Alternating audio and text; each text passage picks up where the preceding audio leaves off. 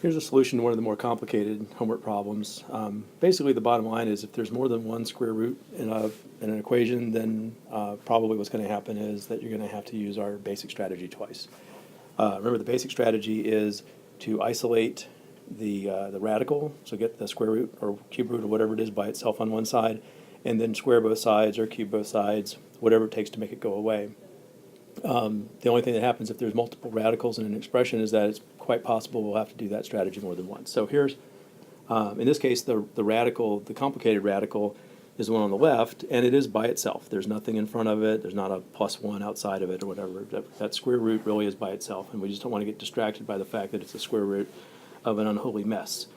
The strategy says isolate the square root and then square both sides. So if I square both sides, good God. How about if I abbreviate square? Square both sides. If I square both sides, then on the left side, the square root goes away, and what's left is what's underneath. And one nice thing here is that the right side also has a square root, and that's all that's there, so squaring the right-hand side just leaves you with what's inside its square root. So this could have been worse if this thing over here on the right had been more complicated, you know, like square root of x plus 7 or something, and I would have more stuff over here. But this isn't too bad. So, so now I have an equation, and it has a square root in it. And so basically it means I just start over again. If I had an equation like this with a square root, I want to isolate the radical. So let me subtract x from both sides and add 5 root x to both sides.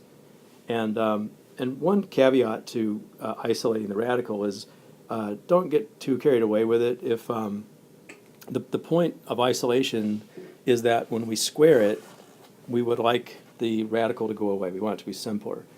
And so with this thing, if I square this, that will be fine. The 5 squared is going to be 25, and then the square root of x is going to square to be x. And so that 5 is not causing any problem with my strategy of squaring both sides to get rid of the radical.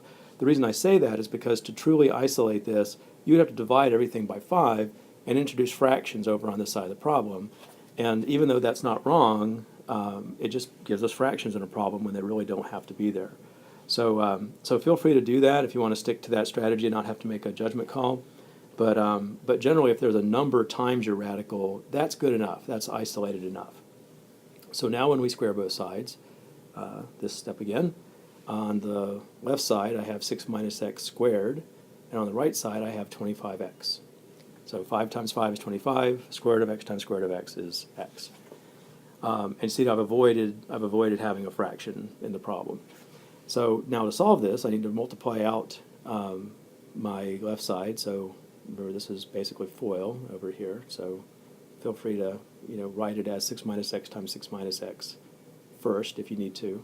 But this is what you're going to get by FOILing the left-hand side, and then equal 25x. This is quadratic, and so our strategy is that I need to get everything on one side. So let me rewrite it so the x squared is first. So I have x squared minus 37x plus 36 equals 0. So when I have a polynomial equal to 0, my first thing I want to try is see if I can factor this easily, and I'll give myself 30 seconds to think about it. If it doesn't factor, I can always use the quadratic formula, but I really, really want to try to factor these if I can, because remember, checking our answer back in the beginning is important, and so so we expect in these problems that the answers will come out fairly nice. I don't think there's any question where they're going to ask us to check a really ugly number like 1 plus the square root of 2 over 6 or something back into the original. So I think they all should factor nicely in this unit. So if you think about it, our factorization here will be x minus 36 times x minus 1. That's how we would get a product of positive 36 and a sum of minus 37x with my outer and inner. And so therefore x equals 36 and x equals 1. Now, we don't just leave it there. We have to check the answer, and especially if we had to square things twice, because basically every time you do the squaring of both sides, you risk the possibility that you are introducing false solutions.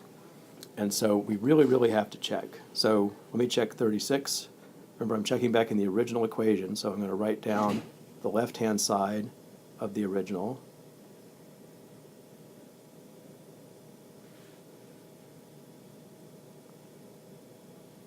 asking myself, is that true?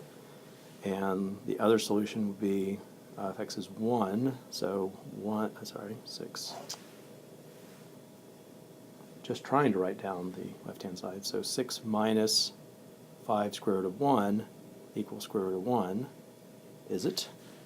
And so if I take a second to check, you'll find out that the second one is true. Yes, that is true. On the left side you have 1, on the right side you have 1.